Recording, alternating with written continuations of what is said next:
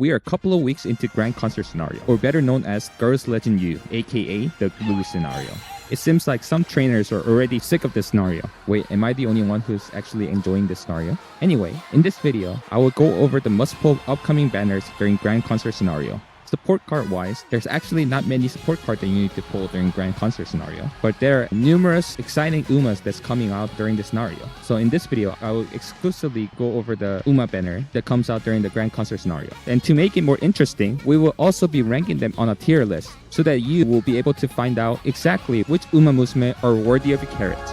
If you're pulling for the upcoming banners and need more carats, look no farther than Loot Bar. Loot Bar is the most affordable and safest carats trading platform on the market. Buying carats from Loot Bar is 11% cheaper than the App Store, and if you join now, you can get a coupon for additional 8% off. The same amount of carats that cost $69.99 in the official store can be yours for just $59.47 on Loot Bar. Once purchased, your carats are instantly delivered to your account. Loot Bar is highly trusted service with 4.9 star rating on Trustpilot and over 46,000 positive reviews. Recently, Loot Bar GG has officially leveled up. Find same quality service at lootbar.com. Start saving on carats today by clicking the link in the description below. Let's first start with Seeking the Pearl. You might all remember Seeking the Pearl from Niigata Junior Stake during Track Blazer. She was known as the Clock Destroyer, but how good is she as the trainee herself? Seeking the Pearl is sprint and mile focused UMA with a great growth rate of 10% on speed and 20% on width. Her unique is similar to Triumph and Pulse and is a late game target speed unique that activates at 200 meters from the finish line. And depending on how close she is to the first position, it can give her up to 0.45 target speed increase.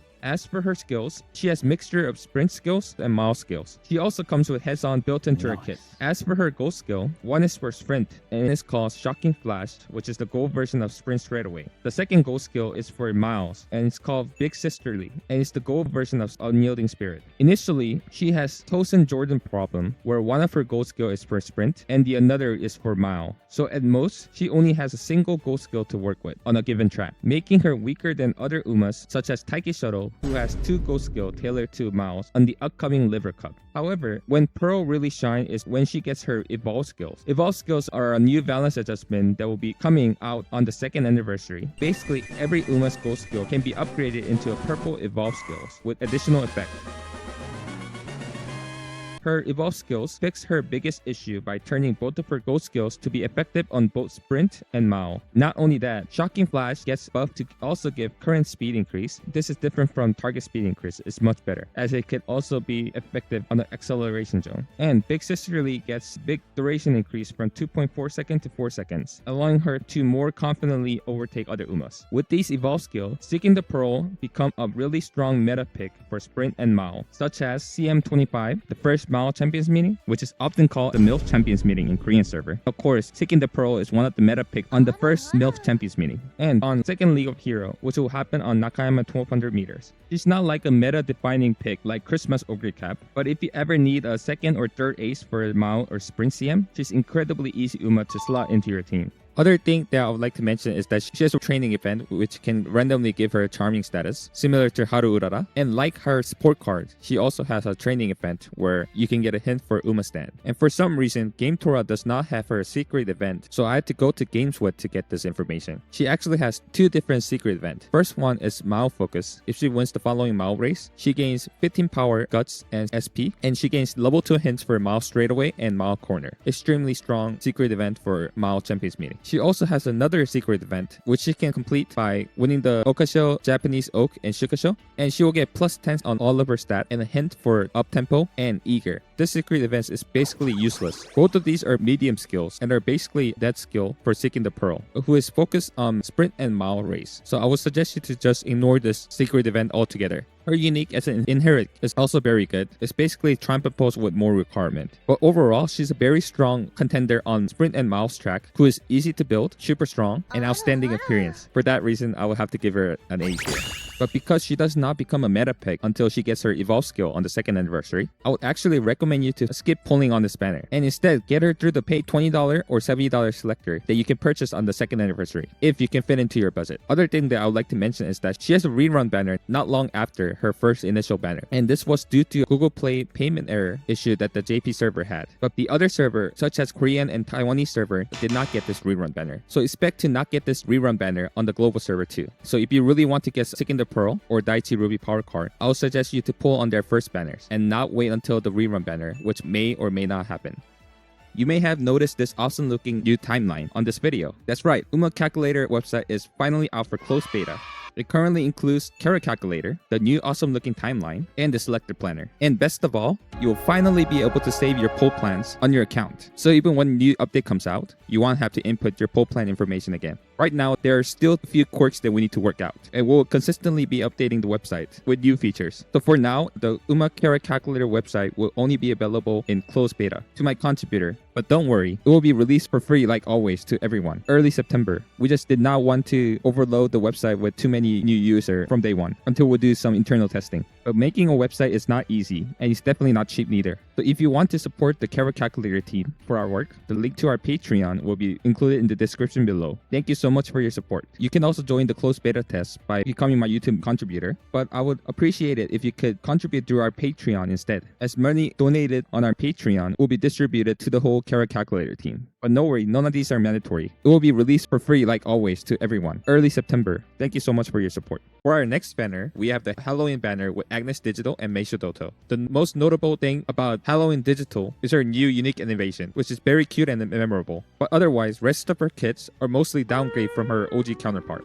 Like the original, she has a unique stat bonuses on 4 different facility, but it's definitely worse than original since it has 8% on guts instead of 7% on wit, which the original had. Her unique becomes a middle game target speed unique compared to the late game speed unique that the original had, but could be harder to activate as it requires her to be next to at least 3 other Umas nearby, and depending on the room composition, this condition might be hard to satisfy. As for her skill, she has Comeback, which is speed skill for Dirt, for backliner, Uma Stand, and Forward March. For her gold skill, she has It's On and Can't Keep Me Down, which is the gold version of Comeback. Basically, by sacrificing the early game and the late race acceleration and the unique that the OG Agnes Digital had, the Halloween Digital is focused on the middle game with 2 gold middle game target speed skills. As for her evolve skill, It's On gains a slight stamina recovery, and same thing for Can't Keep Me Down. These are extremely disappointing evolve skills, as Agnes Digital is mainly used in dirt race, which usually happens on a mile distance. However, around March of 2027, she does gain another option for evolve skill for It's On, where instead of a stamina recovery, she gains base duration buff from 1.8 seconds to 4 seconds. Halloween Digital is just an alright Uma, with nothing really exceptional, and definitely a big downgrade to her OG counterpart, who will continue to be a higher tier pick on the future Dirt CM and League of Heroes. I guess you can still choose to pull for her if you really need another Dirt Uma for independent training. But personally, I would recommend you to farm for the OG Agnes Digital through the Daily Legend race instead, but there is not many Dirt Champions meeting or League of Hero to begin with. So for her ranking, I'm going to put Halloween Digital on a D tier. Just get the OG Agnes Digital instead. Halloween Doto is definitely the better Uma to aim for on this banner. She has amazing stat bonuses on 15% of power and 15% of wit. This arguably might be the best stat bonuses that the Uma could have. And for her unique, she has a late game target speed increase, which activates if she's at 4th position or above. And it has a slight current speed debuff to 2 opponents' Umas that's in front of you and 2 other opponents' Umas that's behind you. But the amount of debuff that she gives is disappointing. The nice thing about her unique is that it's guaranteed to activate if she's at 1st to 4th position, and could technically be used even if you run her as a front runner. For her innate skill, she has corner recovery, heads on, medium straightaway, on the attack, and right-handed, which is very nice. The best thing about her kit is her gold skill, as she comes with a built-in recovery from swinging Maestro and late game acceleration from neck and neck. Having neck and neck built into her kit is a very big plus, as you don't have to run Daiwa Scarlet Power card or the KS Miracle Guts card. You can also get a hint for up tempo and prepare to pass from her secret event. As for her evolve skill, neck and neck gains a stamina recovery, swinging Maestro gains a target speed increase. These are not bad evolve skills for Halloween Doto, who will mainly be used on medium distance champions meeting. Around June of 2027, she also gains another option for evolve skill for neck and neck to give her 0.15 target speed increase on the final straight for 3 seconds on top of the acceleration at the first half of the late race. For her ranking, I'm going to put her in C tier. Even though she has a pretty strong kit and is a strong contender on a medium distance track, the main issue is that medium will become filled with monster Uma that's coming out in the future. And although she can be a pretty strong contender at this point of the game, once these monster Uma comes out, she just won't be able to compete against them on medium distance track. And finally, for our next Uma, we have Aston Machan. She's probably the most sought after Uma, or at least she's the Uma that I get most amount of comments about. You can say that her fans are the most vocal, and for a good reason. But how good is she as a Uma? She's a front runner mainly used for sprint distance, and she has an amazing growth rate with 20% on speed and 10% on guts. She's a unique front runner that has a viable acceleration on majority of the sprint track, as it activates starting at 400 meters mark from the finish line if she's targeted for overtake. And when she does, it will give her 0.3 acceleration. On the upcoming Sprint CM, the second Capricorn Cup, she's one of the 2 available front runners that have a viable acceleration unique on this track, as angling and skimming is ineffective on this track. Her innate skills are very good, as she has access to sprint corner and groundwork built into her kit. And for her ghost skill, she has taken the lead and in high spirit, both which is a must-get skill for the Sprint CM, for the front runners. Her upside is that by having these skills built into her kits naturally, it allows you to bypass some of the weaker cards such as Miona Bourbon Wood card, or allows you to skip borrowing Sakura Bakshi no Guts card, which never gives you in high spirit anyway. But this could also act as a downside because other front runners will be able to gain access to these skills easily by running these cards in their deck. She also has a random training event that has a chance to give her charming, and she has 2 secret events which will give her skills for shifting gear and productive plan. However, I wouldn't really recommend you to use her on a mild track, as you won't be able to take advantage of her acceleration. You only get the 0.25 target speed increase. For her evolve skills, taking the lead gets the base duration buff from 1.2 second to 4 second, and in high spirit gains 0.2 acceleration, which will give her extremely strong effect of potential speed carryover plus an acceleration. These are very good evolve skills. Although she's a strong Uma on a sprint CM, her main issue is that she's very restrictive and can only be used on sprint CM. But sprint races are usually dominated by pace chaser, and with the recent July 1st balance adjustment on pace down mode, frontrunner has become even weaker on a sprint track, especially the one where angling and skimming is ineffective. Still, she has the strongest kit out of all the frontrunners and can still compete against the pace chaser as long as you build her correctly. For that reason, I'll have to put Aston Machan in C tier. I'm sorry, Machan fan.